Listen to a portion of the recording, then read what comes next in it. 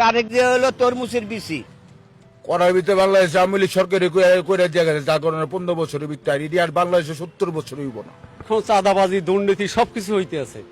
এই কি I have plan? গাঞ্জার ব্যবসা করে সরকার, যে গাঞ্জা খায় হ্যারে ধরে, যে বিক্রি করে হ্যারে পুলিশে পাহারা দেয়। সবাই জাস্ট এইটা এখন হাস্য ঠাট্টার মধ্যে নিচ্ছে যে উই হ্যাভ এ প্ল্যান।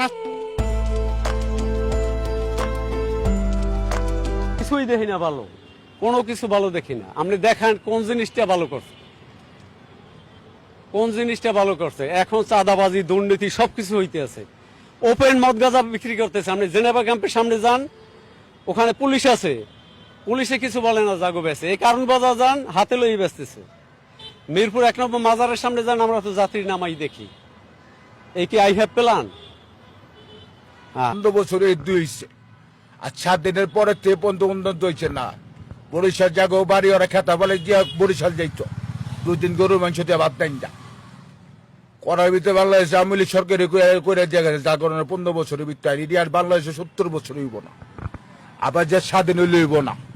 180 দিনে কি জীবন পরিবর্তন হয়েছে? আরে কই হইব মেলাটা দিন না দিন খাইতেছে, ভিক্ষা করে আলাদা জীবন জামিয়া, 1 লাখ কাম করে চলতে হিমছিম, পারি না থাপাই লইতে, পারি না কইতে, পারি না শুইতে, সৎভাবে চলতে গেলে অনেক কষ্ট।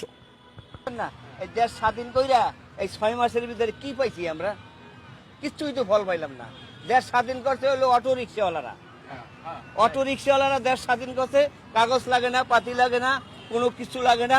গাঞ্জা খায়, জুয়া খেলে, গাড়ি চালায়। হ্যাঁ, গাঞ্জার ব্যবসা করে সরকার, যে গাঞ্জা খায় হ্যারে ধরে, যে বিক্রি করে হ্যারে পুলিশে পাহারা দেয়। তাহলে এই দেশের কোনো আচার বিচার আছে নাকি মিয়া? যারা আইন তৈরি করে তারা আইন ভঙ্গ করে। তা সরকার, যে কোনো সরকার, তার ভালোর জন্য সে ভালো ভালো কথা বলবে, কিন্তু কোনো কাজ হয় না। এই দেশে একমাত্র গান্ডার বাড়ি দিয়ে ঠান্ডা করব, এটা করছিল ফখরুদ্দিন। হ্যাঁ, ফখরুদ্দিন, এছাড়া আর কেউ পারে নাই। কথা বলছেন? তারেক যে হলো তরমুজের বিসি, তরমুজের বিসি লাগাইলে একটা গাছ হয়, কিন্তু ওইটা হবে না, ফল হবে না, ফল হবে না ওইটাই। আপনি প্রমাণ দেখেন, এটার একটা ফুলাহাটি। জনসমুখে বলেছিল যে we have a plan, we have a plan, মনে রাখবেন। তো সবাই তো মনে রেখেছে বিষয়টা, কিন্তু প্ল্যানের আসলে কোনো নেতিবাচক সাইড দেখতেছে না। সবাই জাস্ট এইটা এখন হাস্য ঠাট্টার মধ্যে নিচ্ছে যে উই হ্যাভ এ প্ল্যান। আসলে প্ল্যানটা কি, আমরা কোন দিকে আগাবো, কোন দিক দিয়ে আগাবো, সেটা কিন্তু এখন পর্যন্ত সুনিশ্চিত না। শুধুমাত্র ভোগান্তিই দেখছে।